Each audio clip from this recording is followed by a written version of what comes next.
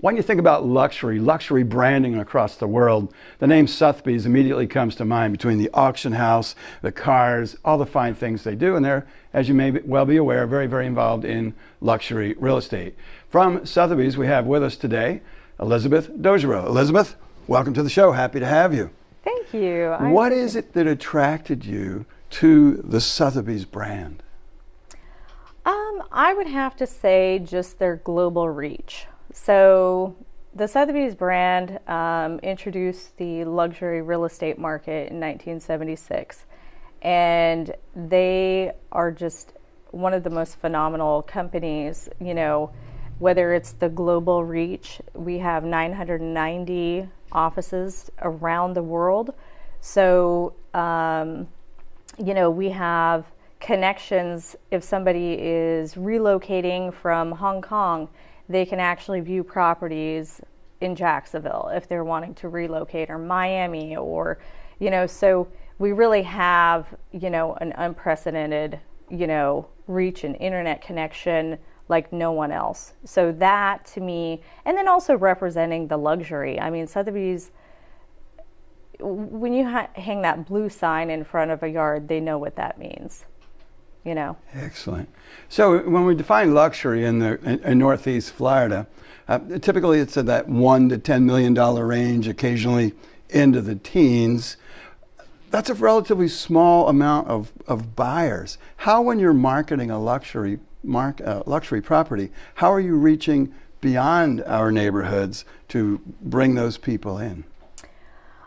We have, I mean, most people will search online when they're first searching, and we have the #1 on every aspect. YouTube channels, #1.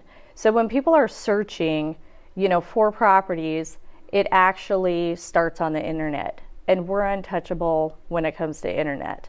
So that's really how we draw, you know, that outside reach, you know, that's, you know, relocation and whatnot. We also work with different relocation companies as well. So, you know, if there's doctors or, you know, other business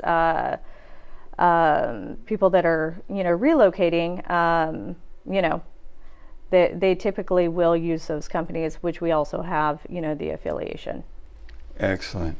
What if I'm a real estate agent and I have a luxury buyer?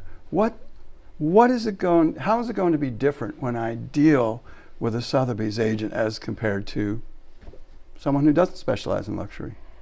I like to call it, we offer a professional elegance and a white glove service. So when you walk into, you know, say a Rolex company, you know, you want to buy your first Rolex, you are offered, you know, that service. Nobody else really, we're held, in order to even be a Sotheby's agent, we're held to a specific standard. We don't just go out and say, hey, you want to come and work for our company? You actually have to meet a specific standard. And if you don't show class, you don't show professionalism, and really put, you know, yourself in a customer service, you know, oriented, you know, white glove, you can't work there. So you really have to, you know, provide that white glove service to, you know, your clientele. Right. Knowing that you've been here in the luxury market for quite some time, what other luxury markets have you worked in around the country? I've worked in Portland, Oregon, and Miami. So I would have to say Miami probably tops everything, just because, you know, the most expensive home, you know, goes for around $60 million. You know, so your average sell in Miami would be, you know, like $850 cash. You know, pretty much everybody pays cash down there. If we were to get, you know, somebody that was doing a mortgage, we're like, oh, we have to wait 60 days, you know, for you to close. So, so that is definitely something that is, it was great to experience that market, because it does correlate with the Jacksonville market as well. You know, a lot of people are relocating from Miami up to Jacksonville.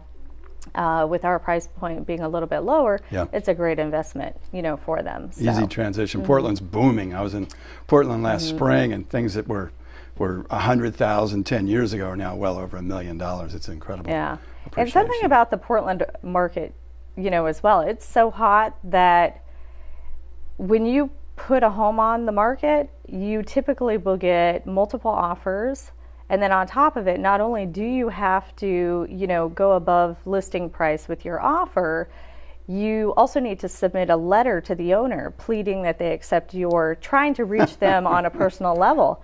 And it's unbelievable. Yeah. So, and I have contacts, in almost every state. So even if I were to have a friend that we're looking to relocate to, say, Portland, Oregon, California, somewhere like that, I have contacts that I can hook them up with, professional agents all over the United States.